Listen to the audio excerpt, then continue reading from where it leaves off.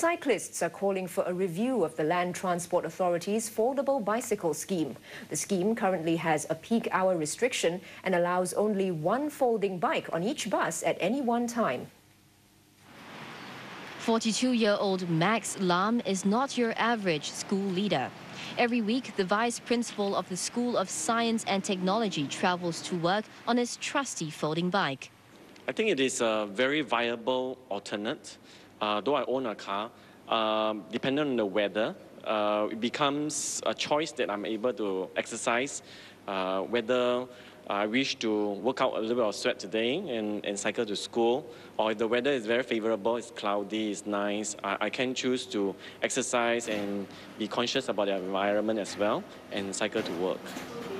A typical route involves cycling from home, then boarding a bus or train halfway and completing the remaining journey to the office on the bike.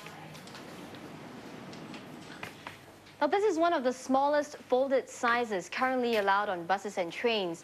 But the folding bike community here tells me that unlike cities like London or Taipei, where the cycling culture is much more vibrant, Singapore's foldable bike scheme leaves much to be desired.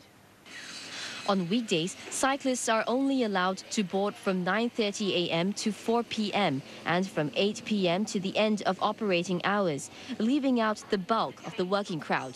Since large luggages and big prams are already allowed in public transport during peak hours, we think that our folding bikes, being a lot smaller than a large luggage or a big pram, should be allowed as well, because we probably won't be adding to the current squeeze.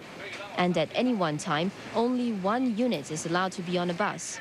Some say it's an inconvenience when a family wants to have a cycling day out, as only one member is able to load his bicycle. The rest will have to wait their turn to board the next few buses. Now, both Mrs. Yuan and Mr. Lam have raised their concerns to the LTA at a transport focus group session conducted by the National Climate Change Secretariat.